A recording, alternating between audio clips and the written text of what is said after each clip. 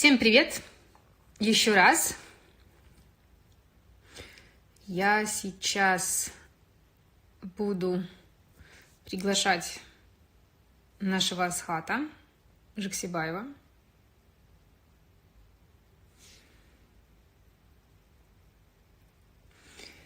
Скажите, слышно ли нас или нет?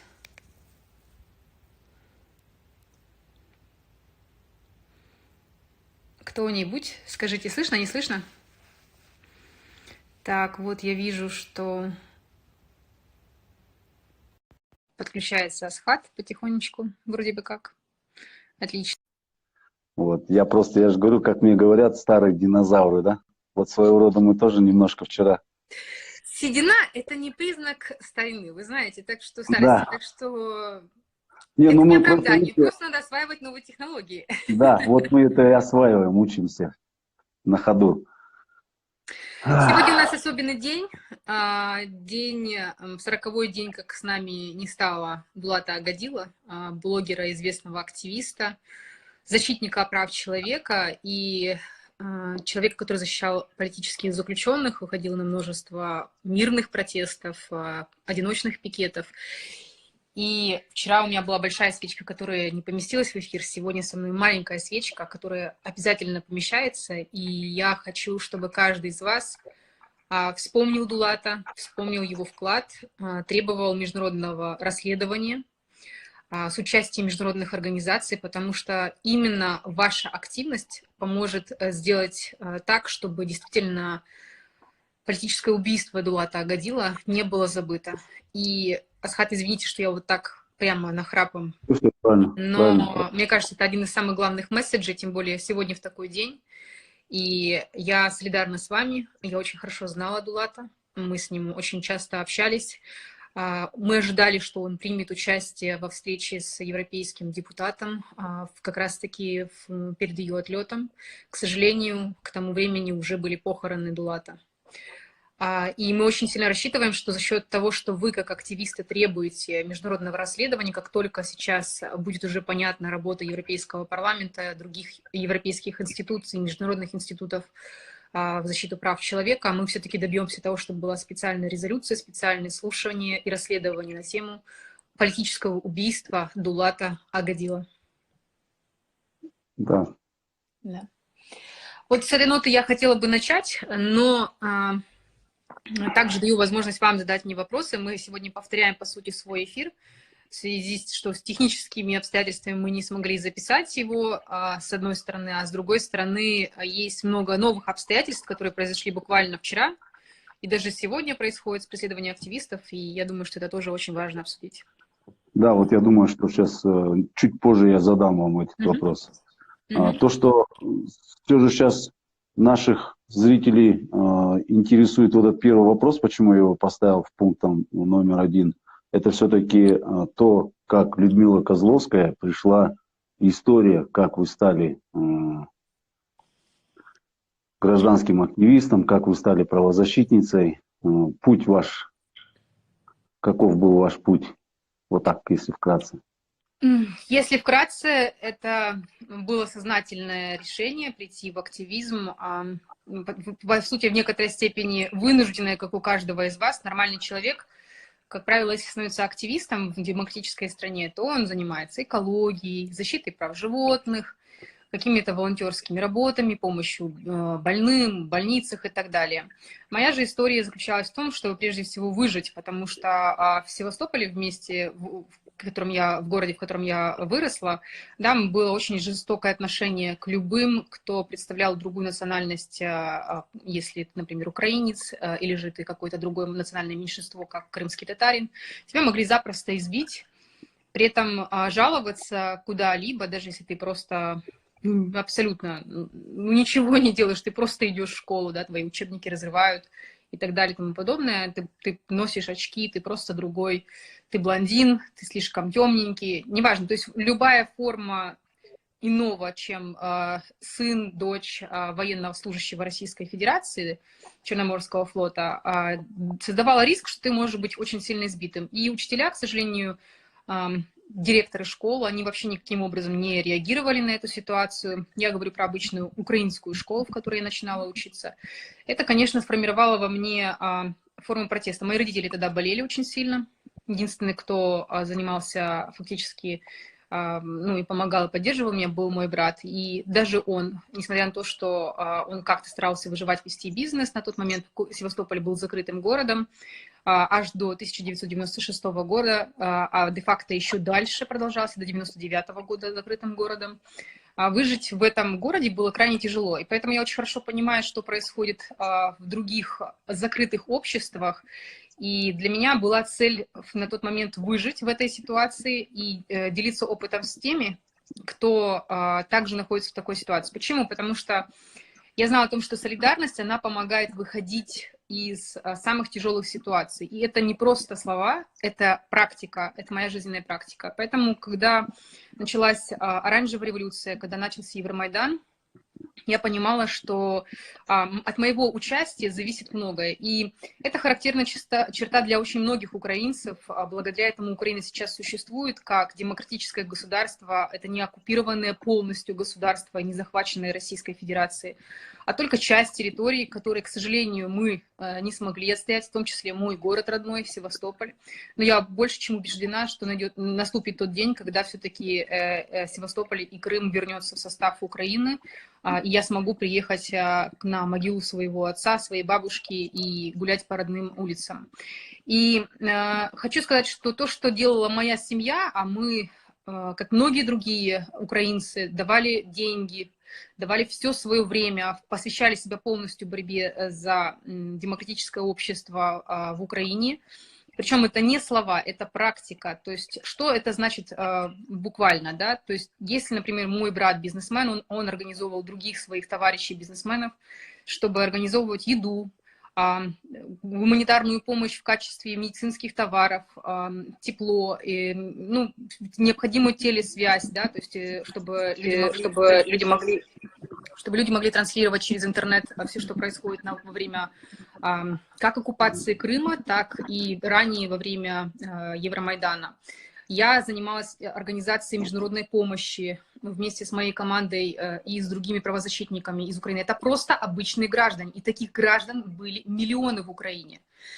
И поэтому я делюсь этим опытом с Казахстаном очень охотно, а до этого делилась в том числе с Молдовой, потому что если у вас будут сознательные граждане, какое бы ни было дырявое у вас государство, коррумпированное, вы в состоянии будете его поменять. В определенный момент вам надо будет понять, что это вы будете строить это государство. Вам необходимо прийти будет на должности депутатов, верховного вашего парламента, ну, как бы парламента, маджлиса, да, потом нижних парламентов, местных парламентов.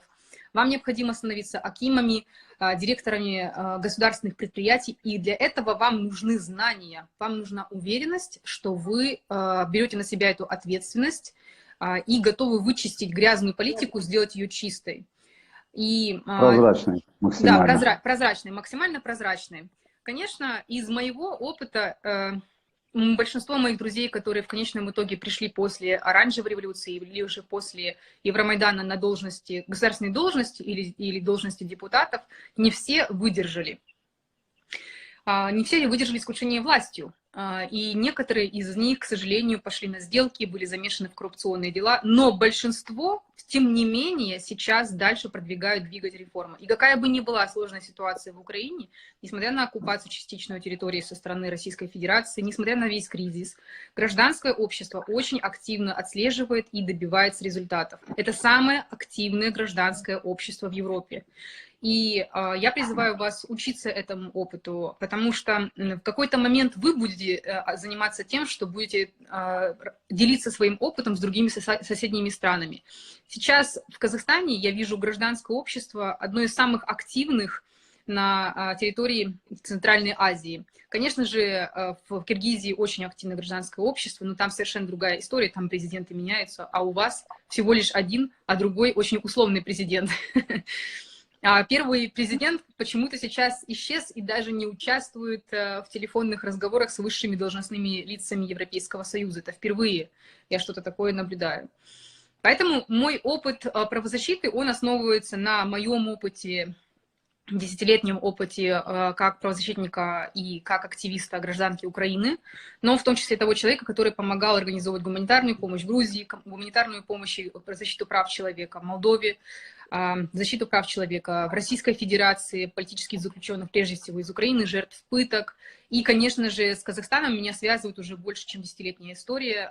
Я начинала ее как студентка PhD, то есть докторат, я не помню уже, как это называется, аспирантура в Польше, когда меня пригласило правительство Польши на стипендию. И в рамках этой стипендии я писала свою научную работу о том, как гражданское общество Казахстана искало свое национальное самосознание, пыталось строить демократию. Для меня это было очень интересно, потому что я познакомилась первый раз с казахами в 2004 году, во время как раз-таки оранжевой революции. И с того момента я очень тесно смотрю, что происходит у вас, делюсь опытом. И часть людей, которых я описывала в своей научной работе, они были нефтяниками, журналистами из Жаназена, из Мангистау.